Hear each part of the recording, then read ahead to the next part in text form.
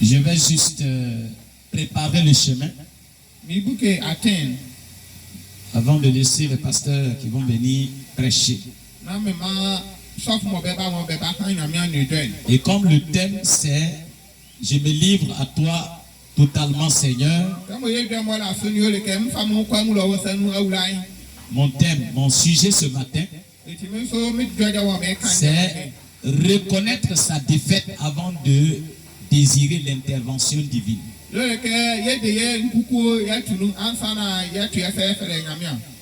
L'homme doit d'abord reconnaître lui-même sa défaite avant de désirer que Dieu intervienne dans sa vie. C'est ce qui est reconnaître sa défaite avant de désirer l'intervention divine.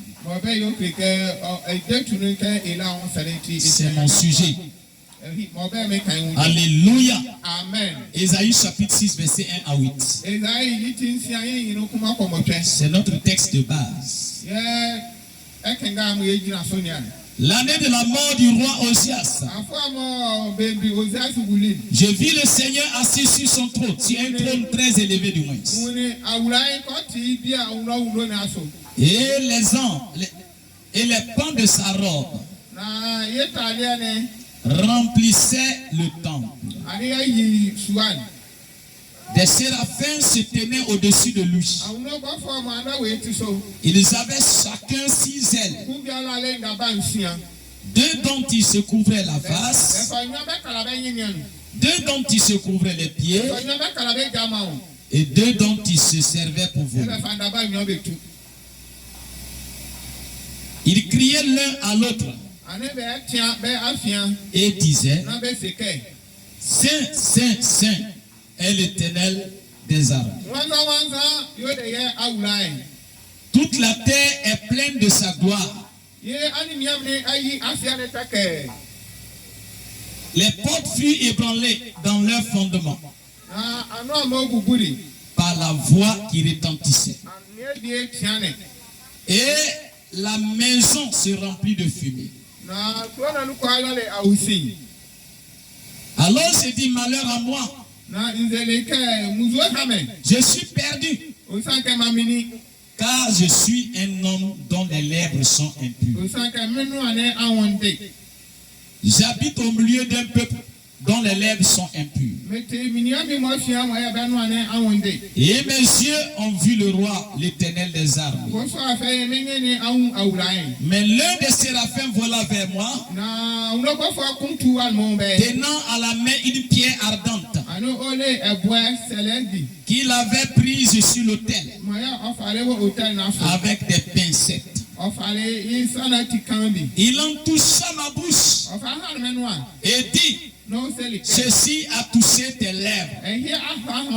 Ton iniquité est enlevée et ton péché est expié.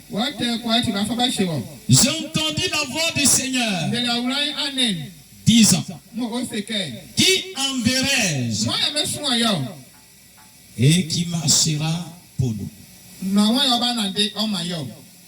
Je répondis: me voici, envoie-moi. Que le Seigneur bénisse sa parole.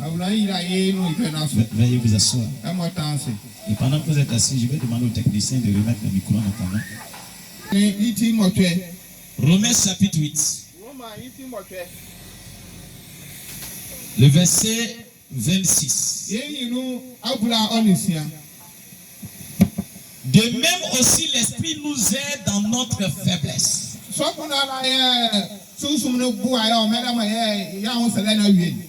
nous ne savons pas ce qu'il nous convient de demander dans nos prières.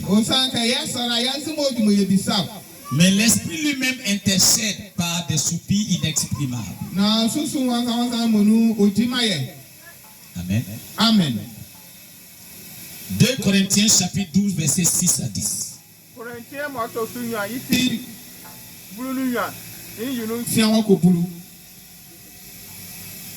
2 Corinthiens chapitre 12 verset 6 à 10. Si je voulais me glorifier, Je ne serai pas un insensé. Car je dirai la vérité. Mais je m'en abstiens. Afin que personne n'ait à mon sujet une opinion supérieure à ce qu'il voit en moi ou à ce qu'il entend de moi. Et pour que je ne sois pas enflé d'orgueil, à cause de l'excellence de ses révélations, il m'a été mis une écharde dans la chair, un ange de Satan,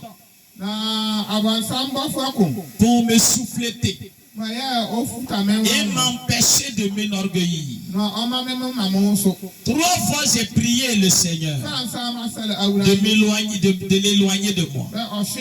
Et il m'a dit, ma grâce te suffit. Car ma puissance s'accomplit dans la faiblesse. Je me glorifierai donc bien plus volontiers de mes faiblesses. Afin que la puissance de Christ repose sur moi. C'est pourquoi je me plais dans les faiblesses, dans les outrages, dans les calamités, dans les persécutions, dans les détresses, pour Christ. Car quand je suis faible, c'est alors que je suis fort. Que le Seigneur bénisse sa parole. Bien-aimé dans le Seigneur, je voulais dire à quelqu'un, est-ce que tu es venu voir Dieu dans ce lieu? Mon sujet, c'est quand l'homme reconnaît qu'il est vaincu, qu'il est épuisé, qu'il n'a plus de force, c'est en ce moment-là qu'il peut désirer que Dieu intervienne dans sa vie. Aussi longtemps que l'homme a la force, l'homme a encore la puissance. Aussi longtemps que l'homme a encore la sagesse, a des plans dans sa tête, il ne peut pas désirer Dieu. C'est quand tous ces plans, toutes ces tactiques, toutes ces actions, tous ces débrouillements n'ont pas porté fruit. Et que lui-même réalise que s'il n'y a pas eu de secours, il ne peut plus vivre. L'homme ne peut pas se tourner vers Dieu. Est-ce que quelqu'un peut dire amen à ça? Le premier passage que nous avons lu, on a vu Esaïe. Esaïe était un jeune. Et ce jeune-là, c'est un jeune Israélite. Il aimait le Seigneur. Il est né prophète. Depuis son enfance, il avait des visions. Il prophétisait. Il aimait Dieu. Mais il n'avait jamais compris qu'il n'était pas un vrai croyant. Lui, il pensait que du fait qu'il prophétise, du fait qu'il a des visions et qu'il annonce des choses qui s'accomplissent, il est croyant. Et qu'est-ce qui faisait sa force?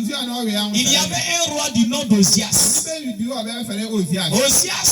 Ozias, depuis qu'il était jeune, il craignait Dieu. C'est lui qui a fait disparaître tous les faux dieux du milieu d'Israël.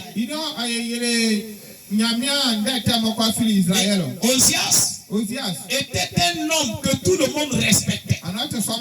Il était roi, mais il était croyant. Et Esaïe, en tant qu'un jeune prédicateur, en tant qu'un jeune chrétien, quand il a regardé le roi, il a pris le roi comme son modèle. Pour lui, il veut être comme le roi. Aussi longtemps que le roi est là, il a un modèle. Donc c'est sur cette base-là qu'il a commencé à exercer son ministère. Et le ministère qu'il a exercé, il a exercé le ministère du chapitre 1, du chapitre 2, du chapitre 3, du chapitre 4, jusqu'au chapitre 5. Et dans le chapitre 5, il a commencé à condamner la boisson. Donc ça veut dire qu'un prédicateur peut cogner le péché, peut condamner le péché, alors que lui-même il n'est même pas encore converti. Donc Esaïe condamnait le péché. Dans le chapitre 3, je crois bien, et le chapitre 4, je crois bien, il a condamné les femmes qui portent les boucles d'oreilles. Même les boucles de pied, les chaînes aux pieds, les chaînes au nez. C'est Esaïe qui a parlé de ça. Pourtant, il n'était pas converti. Il pensait qu'il arrivait. Et il a commencé à servir Dieu. Il a commencé à parler de Dieu aux gens. Il a commencé à réprimander les péchés. Mais il ne savait pas que c'est parce que Osias est vivant. Et que son modèle c'est Osias. Il y a des gens, ils s'appuient sur la réputation de leur pasteur pour vivre. Comme le pasteur est bon, il a l'onction sur lui, et le pasteur connaît la parole. Le pasteur a une bonne réputation, tout le monde le respecte. Lui, c'est sur cette base-là, il vient à l'église. Et c'est comme ça Esaïe faisait. Mais c'était une erreur pour lui. Parce que Osias n'est pas éternel. Le pasteur n'est pas éternel. Dieu peut retirer le pasteur d'un moment à l'autre. Et si tu t'appuies sur lui, tu seras déçu le jour qu'il ne sera pas là. Donc Esaïe s'appuyait sur Osias. Pourtant Dieu avait un grand ministère avec Esaïe. Vous savez comment Dieu a confondu Esaïe? Dieu a fait que Osias, qui est son modèle, s'est levé un jour et il voulait prendre la place des sacrificateurs. Il est monté sur l'autel pour offrir le sacrifice. Et c'est ce qu'un roi n'a pas le droit de faire. C'est le sacrificateur qui doit faire ça. Et quand il a voulu faire ça, il y avait un sacrificateur du nom d'Azaria. Il a appelé les autres sacrificateurs. Et il dit, ce que le roi est en train de faire là, il est en train d'aller très loin maintenant. Nous le respectons en tant que roi. Mais ce qu'il est en train de faire, ce n'est pas sa place. C'est pourquoi si la position que le prédicateur occupe, la position que le pasteur occupe, si tu es fidèle, il ne faut jamais proclamer que tu es pasteur, que tu es prédicateur. Tu veux prendre sa place pour travailler, sinon tu vas ruiner ta vie. Est-ce que quelqu'un peut dire amen à ça? Il faut arriver à cette grade-là avant de le faire. Et Osias, quand il a commencé à faire ça, les sacrificateurs lui ont dit, ce n'est pas à toi de faire ça. Normalement, il devait écouter. Mais il s'est fâché contre les sacrificateurs. Voilà l'orgueil. Esaïe n'a jamais pensé que Osias, un homme humble comme ça, peut oser défier les prédicateurs, défier les sacrificateurs. Et on parle, il se fâche. Et danse sur l'estrade avec l'ascensoir dans la main. Et il se fâche. Et quand il s'est fâché, Dieu l'a frappé. Il était encore sur l'estrade, Dieu l'a frappé de lèpre. C'est là il a réalisé. D'ici il va descendre. Il avait déjà la lèpre. Et c'est pas duré les morts. Dieu l'a tué. On dit Dieu ne tue pas. Dieu tue. Oui, c'est vrai. Si tu n'es pas à ta place et qu'on te parle, tu n'écoutes pas, Dieu sera obligé de te dégager. déménager. Et Dieu a fait ça pourquoi? Parce qu'il avait besoin d'Ésaïe. Ésaïe considérait Osias plus que Dieu. Et quand vous considérez quelqu'un plus que Dieu, vous vous appuyez sur votre père, votre mère, votre mari, votre femme. À cause de ça, vous vous fichez de Dieu. Dieu pour t'aider, il va retirer la vie de la personne. C'est vrai, des gens qui payent leurs parents, c'est eux-mêmes qui ont tué ses parents. Parce que quand vous considérez quelqu'un plus que Dieu, la personne prend la place de Dieu dans ta vie. Dieu ne partage pas sa gloire avec quelqu'un. Il a décidé de retirer Osias. Quand Osias est mort, c'est là David a vu qu'il doit chercher la face de Dieu. Il y a des gens qui attendent d'avoir des problèmes avant de prier. Ils attendent d'avoir des problèmes avant de jeûner, avant de se consacrer. C'est une erreur. Esaïe a réalisé que là où il est arrivé, là, il doit chercher Dieu. Parce que son Dieu est parti. Est-ce que tu peux acclamer le Seigneur Jésus? Parfois, ce n'est pas un homme. Parfois, c'est ton travail. Si ton travail veut prendre la place de Dieu dans ta vie, Dieu peut arracher ton travail. Il peut faire, on va arracher ton champ. On va arracher ton poste. Pour que tu apprennes à le respecter. Si vous ne voulez pas de problème avec Dieu, n'essayez pas de considérer quelque chose plus que Dieu. Voilà Esaïe qui va maintenant dans le temple pour aller prier. Et pendant qu'il priait, il a vu une vision. Et il a vu Dieu assis sur le trône. Il a vu les séraphins qui s'envolaient. Et ces séraphins-là qui s'envolaient avec 6 ailes. Ils avaient 2 ailes pour fermer les pieds, 2 ailes pour couvrir la face, 2 ailes pour s'envoler. Alléluia. Amen. Regardez comment ces séraphins devaient couvrir les faces à cause du respect pour Dieu.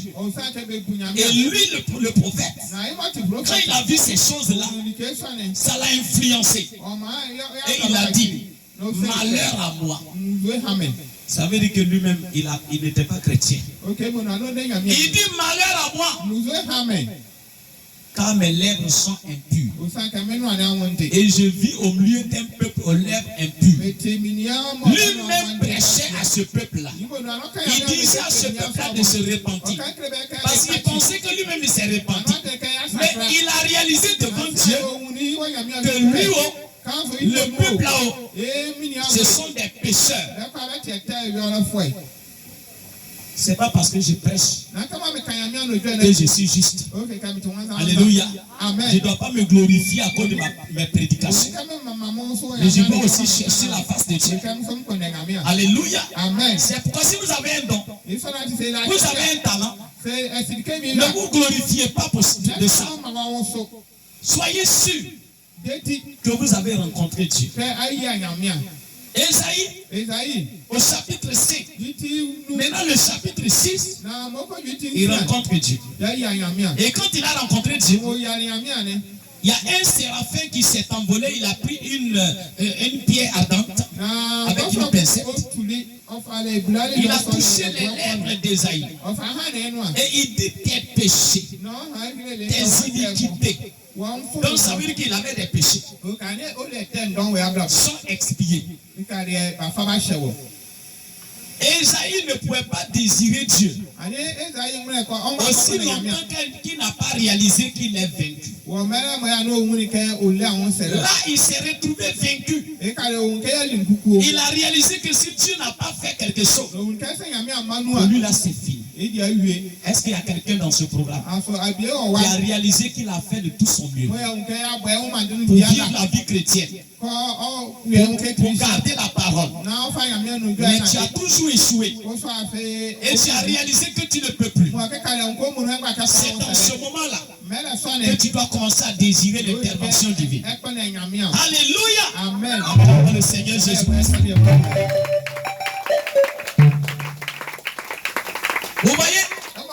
Et c'est quand Dieu l'a purifié, Esaïe est resté bouche bée, il ne parle plus. Peut-être que Dieu passait. Dieu a fait exprès de passer. Et il dit, qui enverrai-je? Qui marchera pour nous? Il n'a pas dit Esaïe, je vais t'envoyer. Esaïe, marche pour nous. Mais il dit qu'il a posé une question. Esaïe a le droit de dire, moi, ou bien, moi je ne veux pas. Dieu voulait tester Esaïe. C'est pourquoi quand Dieu a besoin de toi, ne pensez pas qu'il va venir attraper ta main pour aller te forcer à faire. Il va faire de telle sorte que tu vas réaliser que Dieu a besoin de toi. Tu es assis dans l'église, tu réalises que il y a des choses qu'on doit faire dans l'église. Mais si je regarde, c'est moi seul qui dois faire ça. Il ne va pas te dire, mais il va attirer ton attention. Si toi-même tu peux te lever, et puis je vais le faire. Esaïe a dit, envoie-moi Seigneur. Donc ça veut dire que c'est maintenant, dans le chapitre 6, que Dieu maintenant envoie Esaïe. Dans le chapitre 1 jusqu'au 5, il n'a jamais envoyé Esaïe. Il a prétendu être un prophète. Mais comme un prophète ne commet pas d'erreur, même un prophète qui est païen, il peut donner des vraies révélations. Mais sa vie là n'était pas conforme à la parole de Dieu. Donc il a prêché avant sa conversion. Est-ce que quelqu'un peut dire amen à ça? Je n'entends pas ton amen. Est-ce qu'il y a des Esaïe ici? Vous devez reconnaître que vous êtes vaincu. Vous n'avez plus de force et que vous avez besoin de Dieu. C'est là que Dieu va intervenir. Le deuxième passage,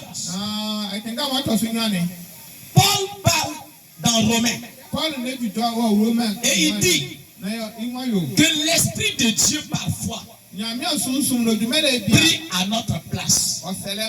Il y a des moments où tu as prié jusqu'à toi-même tu es fatigué. Tu as fait jusqu'à tu es fatigué. Parfois tu dors sans prier. Mais c'est en ce moment-là, le jour que tu as fait exprès pour dormir sans prier, tu seras attaqué. Mais le jour que toi-même tu as fait jusqu'à tu as servi jusqu'à tu es fatigué. Où tu ne peux plus, tu t'es couché là. Tu n'as même pas fait une bonne prière. Mais ce jour-là, le Saint-Esprit va prendre la relève. Donc parfois, l'Esprit de Dieu intercède à notre place. Parce que nous n'avons pas les mots qu'il faut pour convaincre Dieu.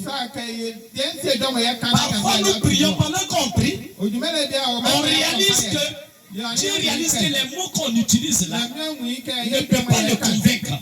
Et il envoie son esprit changer ton langage.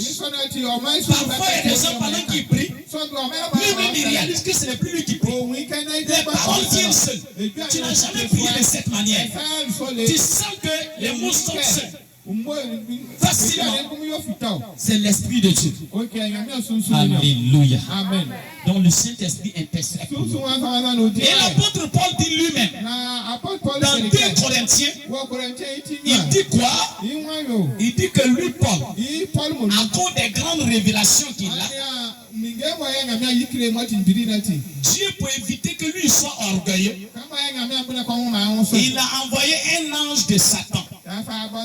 Ça veut dire qu'il y a un démon dans sa vie. Et le démon là était en Paul. Et il soufflait. Donc Paul avait une faiblesse. Il dit, il a prié 3 fois pour que Dieu le délivre. Mais Dieu lui a dit, ma grâce te suffit. Il y a des gens qui ont des problèmes, qui traversent des situations. Ils prient, mais Dieu n'exauce pas. Ils prient, mais Dieu n'exauce pas. Mais eux-mêmes, ils prient pour des gens et Dieu fait. Mais pour lui, là, Dieu ne fait pas. Paul dit, Dieu l'a répondu en disant, c'est pour éviter qu'il soit orgueilleux. C'est pourquoi il a laissé laissé cela dans sa vie. Alléluia. Et Paul a dit qu'il se glorifie de sa sagesse, de sa faiblesse. Parce que quand lui il est faible, c'est là que Dieu est fort. Si toi tu es fort, Dieu ne sera pas fort en toi. Il faut que Dieu te rende faible. Où tu n'as plus de force, tu ne peux plus rien faire. C'est là on peut voir la puissance de Dieu. Alléluia. Amen. Si tu te sens vaincu, tu reconnais que tu ne peux plus rien faire, c'est là que tu vas désirer Dieu. Je vais lire une citation. Est-ce que tu peux acclamer le Seigneur Jésus? C'est trop fort. J'ai dit c'est trop fort. Il y a une citation que j'ai dans la prédication. La force parfaite dans la faiblesse parfaite. Regardez même le sujet. Paragraphe 120. Il veut. Et c'est comme ça que Dieu veut de nous. C'est comme ça que Dieu nous veut. Lorsque nous sommes conscients que nous n'avons aucune aptitude du tout, alors Dieu prend ces individus-là et commence à se former en lui. Les gens que Dieu veut, a dit le prophète, c'est quand tu es conscient que tu n'es plus apte à faire ceci. C'est pourquoi frère Branham dit, si vous voyez quelqu'un qui dit je peux faire, c'est qu'il ne pourra pas faire. Mais celui-là qui fuit, qui ne veut pas faire, c'est lui-là que Dieu peut utiliser. Moi je peux chanter, moi je peux évangéliser, moi je peux prêcher, moi je peux jouer piano, moi je peux faire ceci. Frère, tu ne peux pas. Si on te donne, tu vas échouer. C'est les gens qui se prétendent parfois qui échouent dans leur vie. Alléluia. Frère, vous devez arriver quelque part où vos techniques là sont finies. Tous vos plans sont finis. Tu as fait tous tes plans pour régler tes dettes, tout ça là, zéro. Tu as fait des plans pour que tes affaires marchent, zéro. Tu as passé par tous les moyens pour être guéri, zéro. Ou tu es découragé, tu es venu t'asseoir, tu attends ta mort. C'est en ce moment-là que Dieu entre en scène. Est-ce que quelqu'un peut acclamer le Seigneur Jésus? Tu as prié pour le changement de quelqu'un. Tu as prié pour la conversion de quelqu'un. Tu as beau prier, jeûner tout ça. Arrivé quelque part, tu es fatigué. Tu dis je suis fatigué. Moi je ne peux plus. C'est en ce moment-là. Comme tu dis tu ne peux plus, celui qui peut va rentrer en scène. C'est Dieu. J'ai dit c'est Dieu. J'ai dit c'est Dieu. J'ai dit c'est Dieu. J'ai dit c'est Dieu. J'ai dit c'est Dieu. J'ai dit c'est Dieu. Combien croient que Dieu va rentrer en scène dans sa vie? À partir de ce jour, Dieu va rentrer en scène dans ta vie. Merveilleux. Frère, le prophète continue dit, c'est trop fort. Il dit, il prend cet individu-là et commence à se former en lui, à faire de ses mains ce que Dieu voudrait que des mains fassent. Alléluia. Amen. A fait dire à ses lèvres ce que les lèvres de Dieu auraient dit. Alléluia. Amen. Parce que ce ne sont pas les siennes, ce sont celles de Dieu. Il commence à former un caractère. Il commence à prendre cette faiblesse et à en faire sa propre personne. Oh, c'est merveilleux. Dieu veut que tu sois faible. Dis à ton voisin, Dieu veut que tu sois faible. Et tu dois reconnaître que tu es faible. C'est en ce moment que tu vas voir la main de Dieu. Les femmes qui ont fait césarienne, peut-être que vous n'avez jamais vu. Ceux qu'on fait, on opère. Avant de t'opérer, on t'anesthésie. On te fait une piqûre où tu es mort. Tu ne sens plus rien. C'est en ce moment on peut travailler. Mais si on ne t'a pas piqué, dès qu'on va opérer, on va ouvrir ton ventre là. Toi-même, tu vas mettre ta main dans ton ventre pour lever tes intestins là pour jeter. Acclamons le Seigneur Jésus. Un homme conscient. Un homme conscient. Quelqu'un a pris le couteau en train de couper ton ventre. Et vous allez faire karaté. Tu vas casser tous les bancs là. Tu vas te lever pour prendre le couteau là pour l'égorger. Pour dire, je vais te couper, tu vas savoir que je suis un être humain. Donc c'est la même chose que Dieu fait. Dieu pour t'utiliser, il doit t'anesthésier. Et comment Dieu va t'anesthésier? Il va laisser un problème t'arriver. Où tu vas essayer jusqu'à toute ta force à t'a quitté. Où tu es là maintenant comme ça. On dit faut te lever, il dit attraper ma main. C'est en ce moment-là. C'est en ce moment-là que lui rentre en scène. Il attrape ta main. Il te relaie. Il te donne la force. Et quand tu prends le micro, tu dis si ce n'était pas Dieu, je n'étais plus vivant. Parce que moi, mais là où j'étais arrivé, j'attendais la mort. Ce témoignage-là, c'est ce qu'on appelle un vrai témoignage.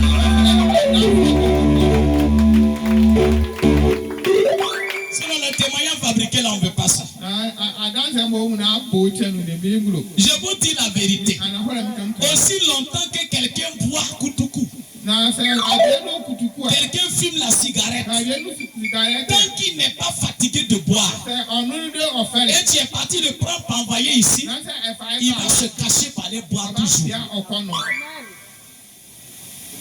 Il faut qu'il arrive quelque part. Ou affaire de femme là, affaire de garçon là. Ça l'a dégoûté. Lui-même, il est fatigué. Il veut quitter.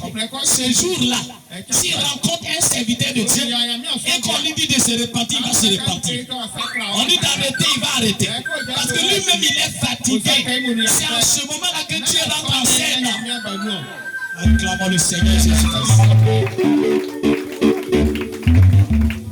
Donc, en réalité, Dieu intervient au moment de notre faiblesse. Frère Branham dit, regardez tout ce que Dieu a utilisé.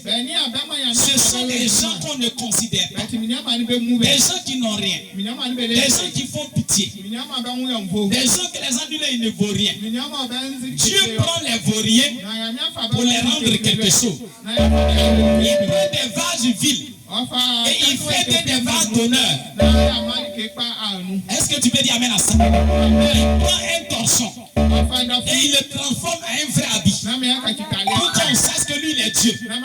Il prend un soulard, il prend un fumeur de cigarette, un coureur de jupon et il fait de lui un prédicateur. Et quand il prêche, s'il parle de son témoignage, tout le monde est muet. On dit, lui là, est-ce que quelqu'un peut dire amen à ça? C'est pourquoi quand vous voyez quelqu'un agir mal dans le village, ne le condamnez pas. C'est les gens comme ça que Dieu veut.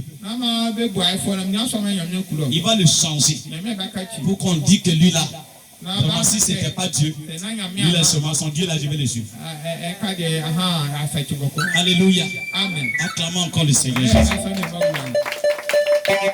Frère Branham dit, regardez le Coran, les enfants de Caïn, ce sont des gens qui sont brillants, des gens qui sont costauds, des gens qui ont la force, des gens qu'on peut craindre. Mais les enfants de Dieu là, généralement sont des gens, quand tu les vois, toi-même tu sais que lui il n'est rien. Tu peux le pousser. Je compte le cas de Samson. Les gens dessinent la photo de Samson, un gros bras. Alors que Samson, frère Branham dit, il était un homme maigre. Peut-être que le frère Abraham était plus costaud que lui-même. Il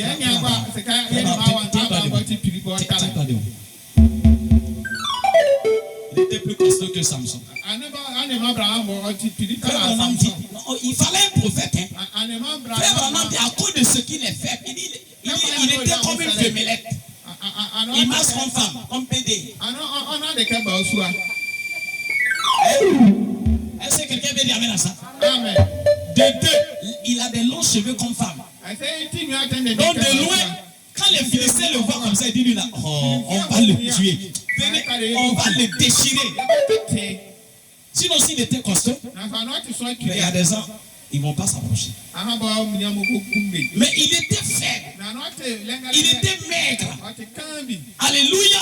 Amen. C'est le mot là qui a la lengue là, c'est ça. Acclamons le Seigneur Jésus. Amen. Le mot là même. Alléluia. Amen. Frère. Frère Branham dit, c'est à cause de ça quand les Philistins le voient. Il dit on va l'écraser aujourd'hui. C'est pas lui qui fait le malin là. Il dit mais quand il s'approche de lui, il y a une force qui descend dans ce corps. Quand on le touche comme ça, on réalise que c'est pas l'homme. C'est comme ça que Dieu fait. Regardez David et Goliath. Vous voyez? Dieu aime prendre quelqu'un qu'on ne respecte pas. On ne calcule pas. Quelqu'un qu'on néglige pour glorifier son nom. Peut-être que les gens te négligent à Noé ici. Ils te négligent à Saïko. Mais je te dis, c'est toi que Dieu veut prendre aujourd'hui.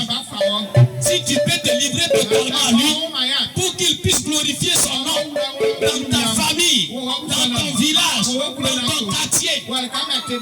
Frère Branham dit, il va utiliser tes lèvres pour dire des choses que lui Dieu devait dire. Il va utiliser tes mains pour faire des choses que lui Dieu devait faire. Il va utiliser tes pieds pour aller quelque part où Dieu devrait aller. Et il va prendre ton corps pour faire des choses que Dieu pouvait faire et qu'il n'a jamais fait au travers d'un être humain. Alléluia. Acclamons le Seigneur Jésus.